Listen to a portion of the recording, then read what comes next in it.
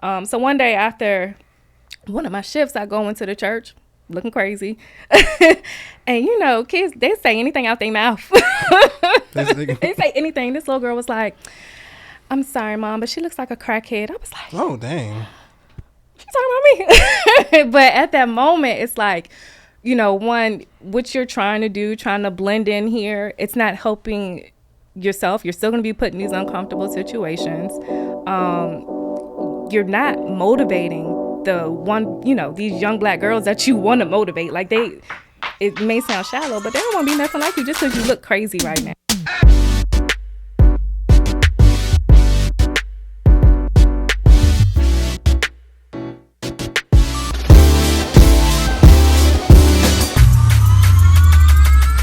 Welcome everybody to another edition of the Techwoke podcast. I am your host, Chris. I work in the GRC and government technology space, and on this podcast we talk about cyber, career, and life. And then today we have a great guest. Her name is Dr. Danielle. She has a doctorate in business administration. She has her CSSP. She also is the CEO of Cyber Motivation and a host of Raw After Work events.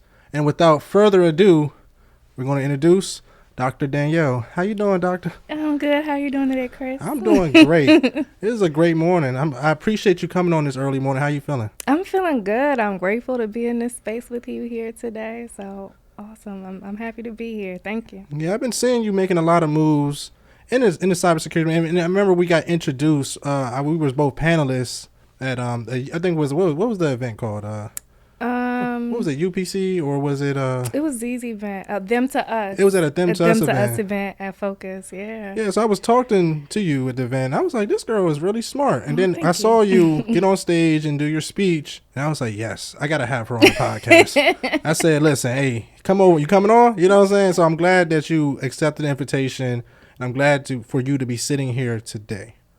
Yeah, and I also be seeing you popping. You're also an ambassador at TechsGiving, correct? I am an ambassador for TechsGiving. Upcoming TechsGiving conference in D.C. at the Kennedy Center, December 11th through the 14th. So, yeah, yes. If you can't afford to go to Afrotech, TechsGiving is an affordable place to go to. Affordable tickets. They're going to have some of the best people in the industry, so definitely check it out. Yes, for sure. Yeah. So tell me about your early life.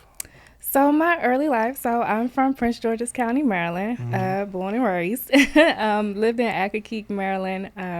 Had both my parents, great parents, an older sister. And so, yeah, I came from PG County, just regular girl. Just regular stuff. So tell me about high school. How was high school? Did you get into any tech stuff in high school? So I actually started my tech stuff in middle school, coding MySpace and Black Planet pages. Okay. And from there, transitioned over to high school, where I enrolled in their science and technology program. I'm sorry, their technology path. You can't call it the science and technology program. But I enrolled in their technology path. And there I started doing engineering courses and their computer science courses. My first programming class was Visual Basic, and then doing C++. So that's where it really all started for me. Oh, so you was really into it at a young age. Yes, started early. So my motivation behind that, my dad, he was in tech as well. He was the chief of infrastructure, the network infrastructure for the U.S. Marshal Service. So a lot of what he had rubbed off on me. So he instilled it to you, like every day you'll come home and just mention things, and you probably just start catching on to it. It was that. And also what really attracted me at an early age was the money and the job security. That's not the only thing, but you know, when you come, you see your dad and he's out there doing it every day and he's a provider. It's like, I'm going to do that too. I can do that too, right? And he's like, yeah, let me help you. So it was good. Oh, okay. So you saw him balling and he was like, I want to ball too. And I'm like, yeah, let me get up in this, you know? Yeah, I feel you on that one. So after you graduated high school, you went to college, right? Yes, absolutely. So what college did you go to and what did you major in? So I went to Capital College. Now it's called Capital University. It actually was not my first choice. My first choice was North Carolina A&T, but I guess my hopes were set too high because I did not get accepted into their software engineering program, but it's okay. But I went to Capital University, and one of the main things that really attracted me to them is that they had a job guarantee. It's a private school out in Laurel, Maryland. And you don't see that often, 4-year schools offering job guarantees. I was like, what? Okay, let's do this. And another thing they partnered with NASA. Uh-oh. Yeah, so literally they were in Laurel. If you're familiar with the area, NASA is in Greenbelt, like right around the corner. So they partnered with them, and they had a NASA prep program. So it was good for me because I was able to get the ball rolling early. And I really think I'm so grateful, because had I not been a part of that program, I don't know how long it would have taken me to finish my bachelor's degree. But it really got me used to college life and living on campus, got me in those, what do they call it? Those 001 courses, those pre-calc English courses, and got the ball rolling in. So. Okay. So what did you major in when you was in the school? So I started out in software engineering. Okay. And then I trained the engineer. Honestly, it just was not for me. So I switched over to computer science. Okay, computer science. So you had to do all so some coding, Yes. things like that. I'm familiar with Capital University because I think when I was in high school, they took us to this school, and they pretty much supplied a lot of the NASA workers, actually. And that's a good option for people in the area. Because, like I said, it prepares you, and there's a lot of nerdy people, so they all help get people where you need to go. They actually, inside of the school, I don't know if it's still there, but they have like our own little like NASA center. They do. Yeah, in there. It's really, really dope. Just for students to be. And a lot of people just don't know about it. Actually, I'm going to definitely highlight them later on. Yeah. So when you was in the school, did you do internships? So yes. So I actually started off working at their admissions office, which was great because I got to welcome new students in. And then I started supporting their Blackboard. So that's really where it all started, supporting Blackboard. But like I mentioned, Capital College has the 4-year guarantee. The job guarantee afterwards. So they have career fairs. So my first internship was with BAE Systems, really dope. Started out at the help desk, really good way to get my foot in the door. I got you. Can you explain the importance of internships? Oh, wow, that's very important. For the simple fact, really get that experience. And I know a lot of us, you don't necessarily get paid for internships, but the experience is priceless. Like you don't get that experience reading the textbook. You don't get the experience doing the lab. Getting that real life experience is very important. It's key. Yeah, too. And then also with internships, it helps build your network at a very young age. And I'm pretty sure you're still cool with some of the people you was in the school with, right? Yeah, absolutely. And then I'm pretty sure they're doing great things right now. So, absolutely. Yeah. Can Yeah. you talk about the importance of networking too? Why in school? Oh, so networking. One, I wish I did more networking while I was in school, but now as an adult, I'm like, oh my gosh, it's so important. And I have a coach who says your network is your net worth. And it holds so true. A lot of the jobs I look back on, it's like, hey, I actually knew somebody who helped me get this job or they actually referred me to get this job. And like building those relationships, it's really key. And as you start to navigate through your career, you look back and you realize, oh, that's such and such, we went to school together and, they brought me on, or you'll just bump, cross paths. And it's so important to build good relationships. Don't burn those bridges. Definitely hold on to them. Yeah, because even me working in the tech field, I'm able to get jobs, and I talk about this a lot on the podcast. I'm able to get jobs just because they know what I can do. And you already know what you're getting. So you're going to get somebody that's going to do the work, get it done. So my network just puts me on a job. Like even now, if I really want to leave my job, I can leave my job anytime. So that's why I love the power of network. It's really your network, like you said. Yep. Yeah. So absolutely. So after you leave in college, what did you do after? After I finished undergrad, I went straight through my master's. That internship eventually turned into a full-time job. So I was working and going to school to earn my master's. I did that at Capital University as well. And I mean, it was, again, just really good experience. Getting the textbook stuff on this side, working tier 2 desktop support on the other side, and just grinding it out and making it work. And then you did you go straight to your doctorate after? Yes, right after that. Oh, you knocked it out. You love school. It was, for me, it's like, get it done. Like, don't, no breaks, just go through, get it done. When I started out in this career, I had no idea that I was going to go and pursue my doctorate degree. But my grandfather, he just gave me that extra push. Go on and do it. And so I just went on and did it. I will say, it was not easy. The program was a 4-year program. It took me 6 years. So, I mean, it's, you just thugging it out and just making it do what it do. But throughout my doctorate degree, working again as well, I did sysadmin work. And then during that time, I transitioned over to the cybersecurity space and identity access management. Well, that's good. I never worked help desk. I know people look at me because I'm odd. Like, you never worked help desk? I just got straight into like ISO work. Or really? Yeah, literally. I didn't have I had friends, like, because my master's program taught me everything you knew to do to get into GRC. I just needed the clearance, and then I just needed the security. No, I just needed clearance and the security plus. But I just had somebody give me an opportunity, and I had to learn. But can you explain the importance of IT and growing your career? Wow. So I would say, like, IT, your regular business operations, it all ties into cybersecurity. If you go through it long enough, you see it's all related in one way, shape, or form or another. It's all related, but it allows you to see from different perspectives. So now that I'm where I'm at now in a senior position, and I can think back to when I first started out and their processes and their procedures and how things, should be run compared to how they actually are run. It's a good perspective to have. It gives you that different perspective, and it's enlightening. It helps you do your job better. And again, I think to highlight the importance of internship, like, I would never know that had I not had that internship opportunity.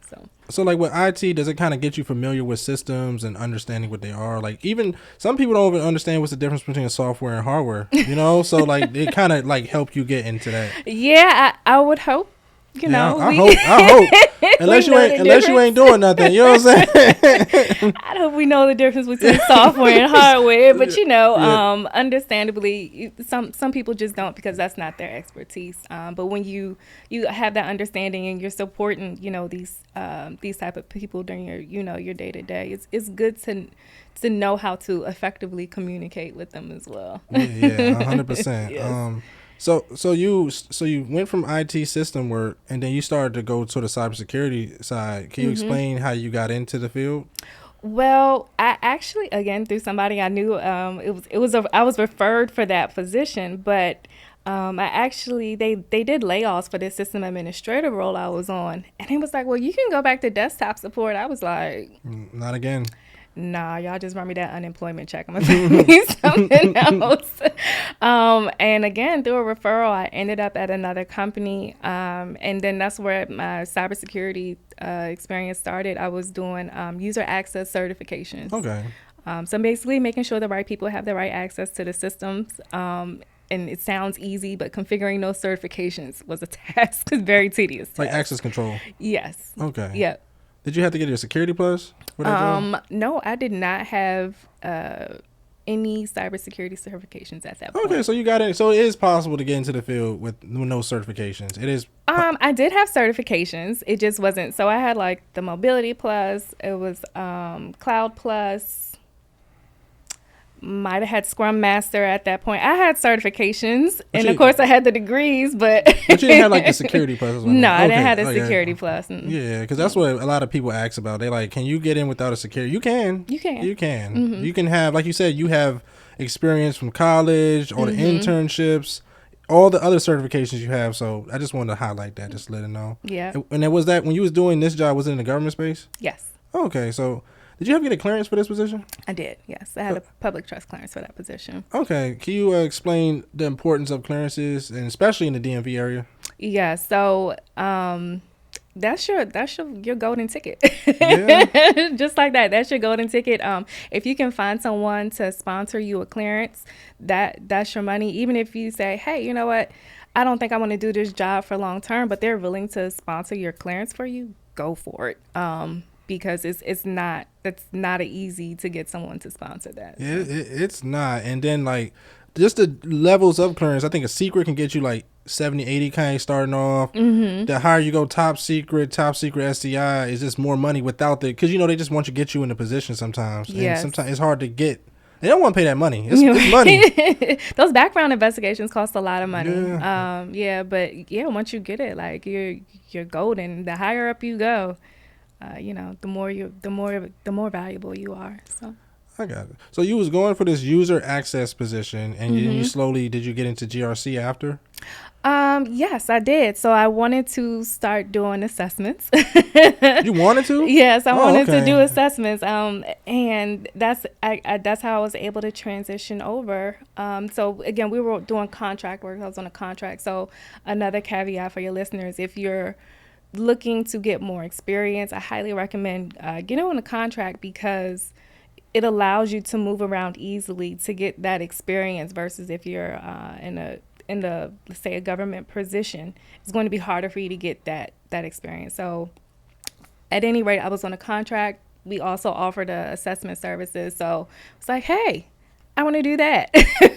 They said, okay. And that's really how it went. So that's how I transitioned over. And that's amazing. And did you ever get your Security Plus at this point? Or? Nope. Okay, then, I got you. And let me backtrack. So I was working with the assessment team, but I was actually I did I guess the first review I did for that agency was how are they how are they fully benefiting from the cloud, the transition to cloud? Like, are they following best practices? And so I went through and I did a whole deep review. It was really like me writing a second dissertation. You broke it down. You broke that thing down. Yes.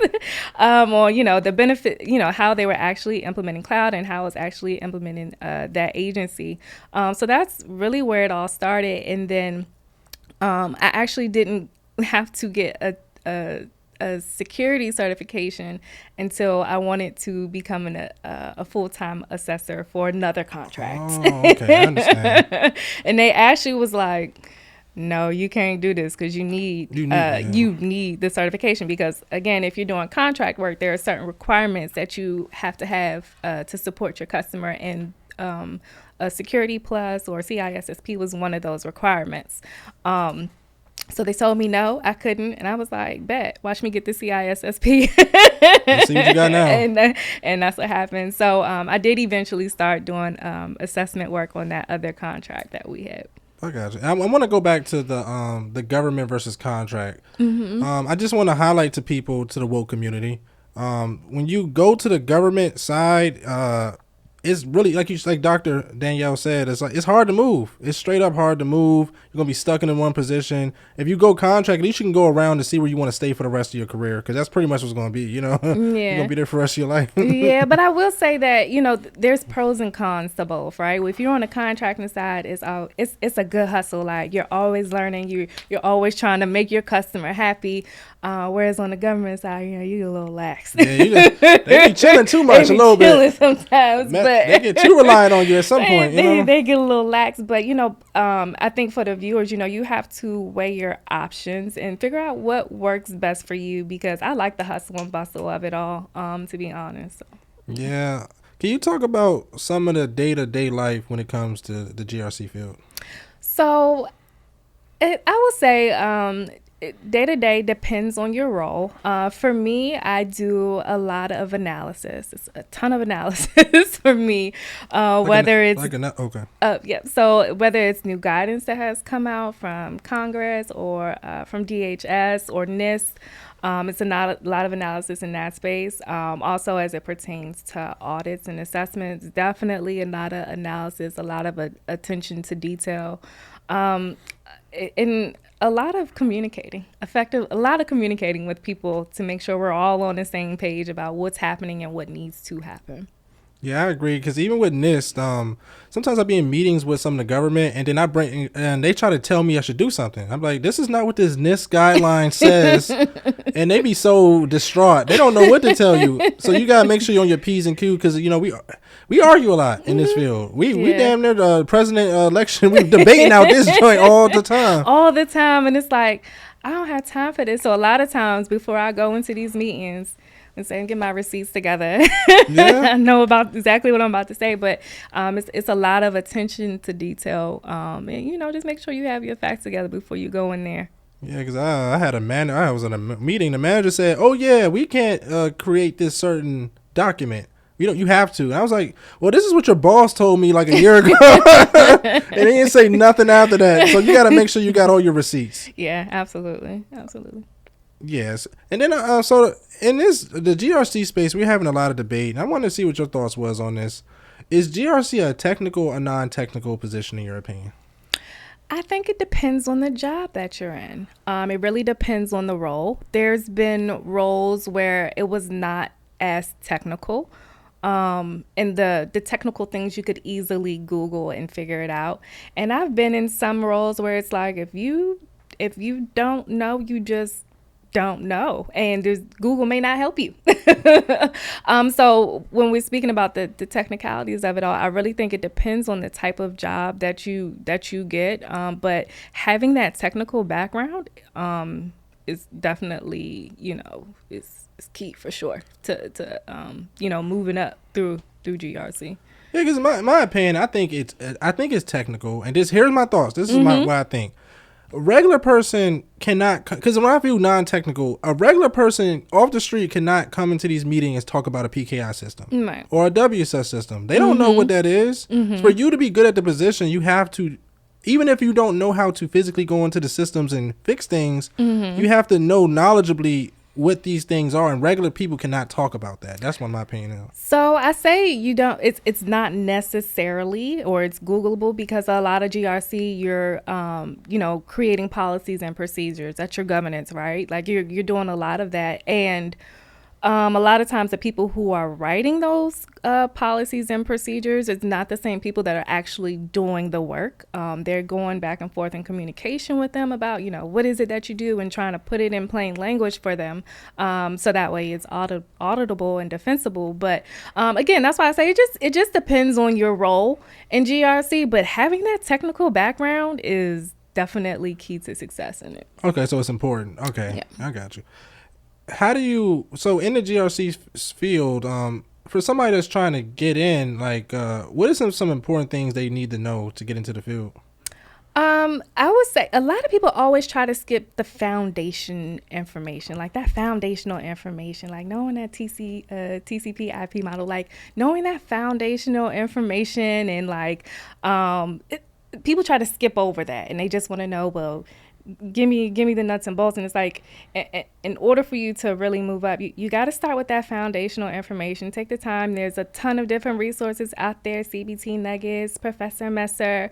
There's a ton of resources out there for you to get that foundational information. But start there, and then move up and try to get all the other more complex concepts, for sure. Yeah, like, so mainly like the networking. If you can know networking, I think you pretty much can do anything. Yes, I agree.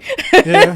That was like one of the toughest concepts for me. Even to me to this day, I'm still learning. Like, have you ever looked at these SV1s, like these diagrams, and it'd be like, I don't even know. Sometimes I'd be confused. I don't think most people can break down a diagram, I don't know. I mean, I know I can if I stare at it long enough. Yeah. After a while, Yeah, after a while you get it. But I think also when it comes to creating those diagrams, to my network engineers out there, creating it in a way so that way we have nice legends, and we know exactly, what's what, and how it all connects to each other. Make it make sense. Yeah. I forgot. So can you explain what is GRC?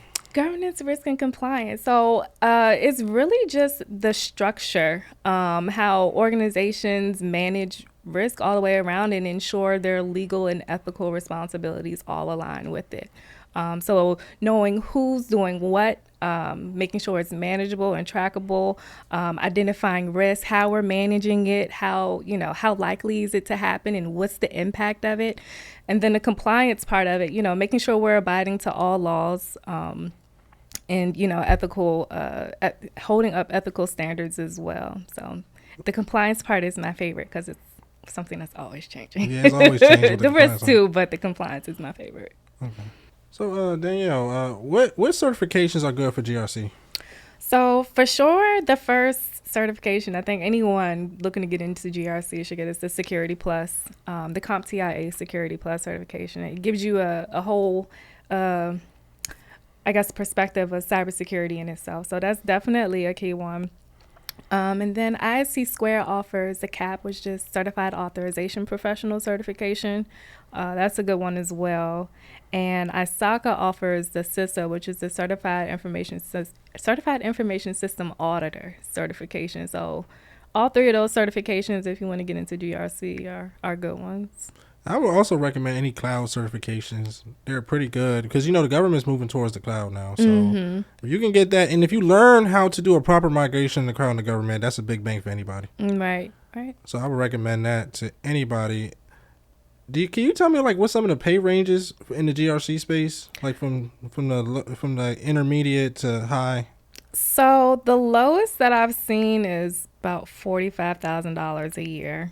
And the highest that I've seen is $250,000 a year. Not in a managerial position, just as a consultant. Okay. Intermediaries, I'd say about between 100 to 120 your mid-career. Okay. And also in the GRC space, can you explain the importance of STIGs? STIGs. So oh my gosh, that was not on the list. I got you. It's okay. It's fine. I got it. But those are important when it comes to your systems and making sure they have the right configurations. And that is all aligned. So again, when you're doing assessments, for example, your STIGs are going to guide you and tell you the proper settings that your system is going to have. Okay. And then also with POAMs, and can you explain what POAMs are? So a POAM is a plan of action and milestones. So essentially, if I was your assessor and I came in and I found, no, Chris, you are not managing your access control correctly. And these are the things that you need to do. You need to make sure your users are submitting this form, requesting this certain access. And I found that you're not following your procedures to do this. I would issue a POAM or finding, and then in response to that, you would provide me a detailed action list of how you plan to remediate it. Okay, that's good. And the last thing we're going to hit on GRC is also can you explain the ATO process for the GRC? Who does it go to, who does it start with, and who does it end with? Sure. So the ATO is your authorization to operate, and every system needs a ATO. They should have an ATO, I should say. They better. Right. They better. And it starts off with the system owner. The system owner, they go in, they identify their controls, they go in, and then they implement the controls, and then they would come to me, their assessor, to make sure those controls are properly in place. And based off of those findings, I would say, hey, you need to change this or change that, or, say, hey, what, everything is great. And from there, I will provide this report to the CISO, the Chief Information Security Officer, and they would either approve or disapprove their ATO. And depending on the organization, you'll have to go through a reauthorization every so often, and then annually or quarterly, again, all up to the organization, you'll have to go through a reauthorization of controls and assessment. Okay, and then just want to hear your thoughts on this. AI is starting to get into government and things like that. How do you think it's going to affect us in the GRC field? Well, so there's a ton of AI guidance out right now. They've recently issued some AI guidance, and I think all in all in GRC, we are going to have to start looking closely at our systems that are leveraging AI and what that looks like in the authorization phase and the continuous monitoring phase. I think there's additional controls that are going to be put in place that we're going to have to look at to make sure we're on the up and up.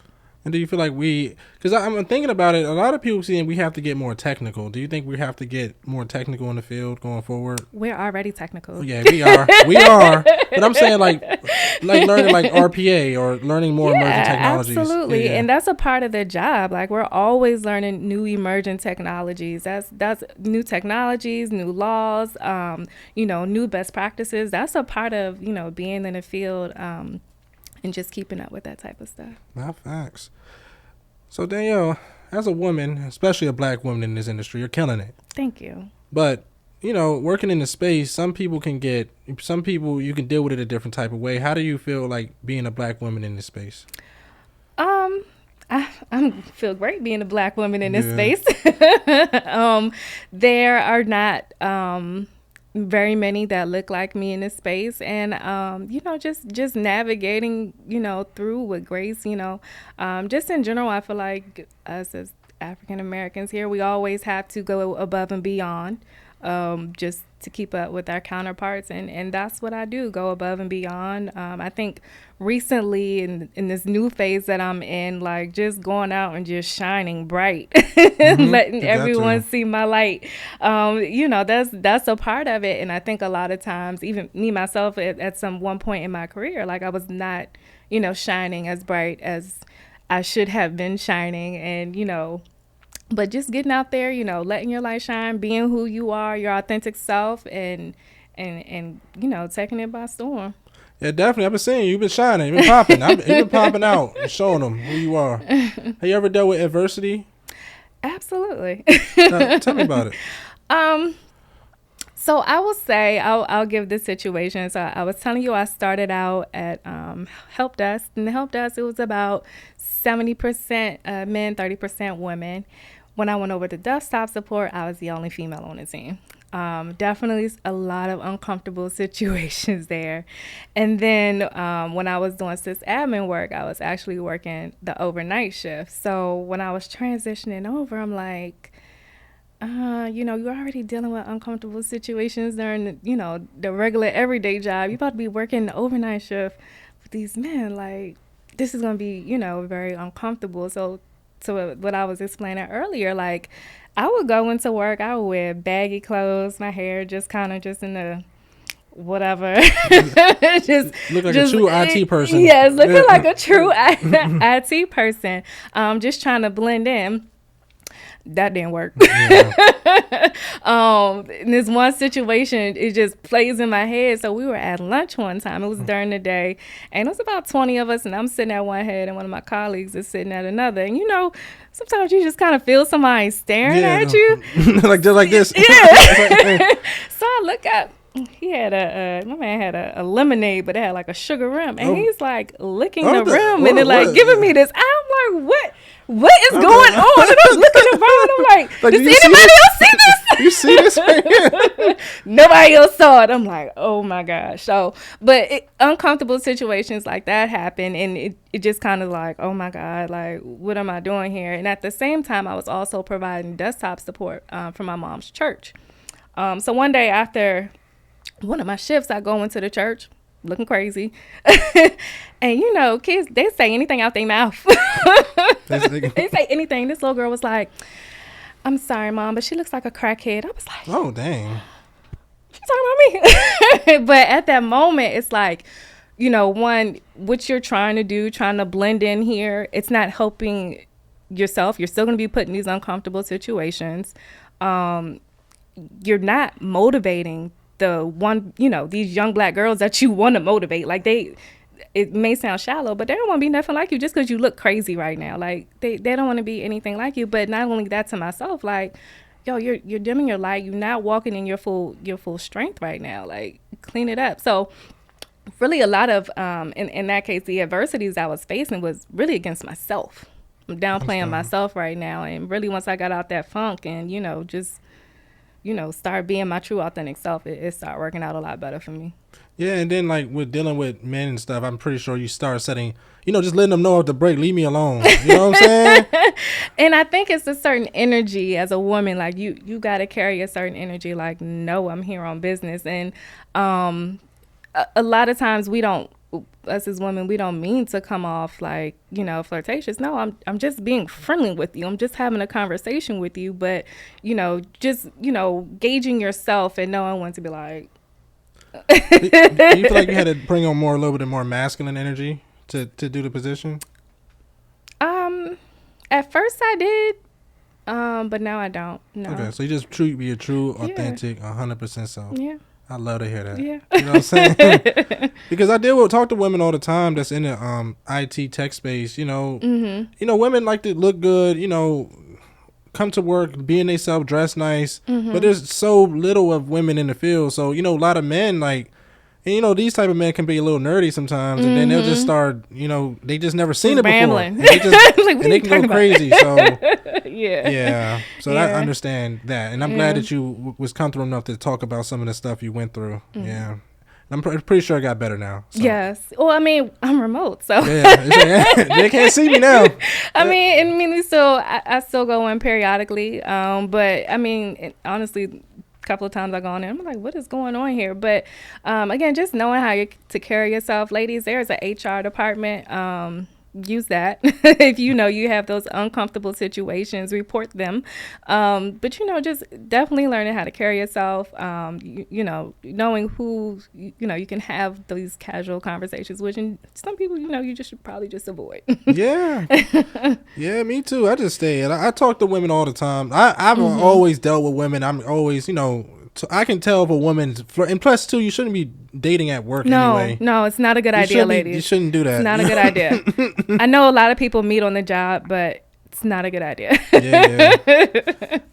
I ask you a question too. As a black woman too, like, have you ever had situations like, say for example, they're trying to put you on meeting notes and just like you're trying to level up, become a manager, but they keep trying to keep you on the notes or things? Like, you ever dealt with something like that? No. Okay. You let them know. You let them know ahead of time. Because I have her. I'm sorry. You want me to do what? We'll take it out.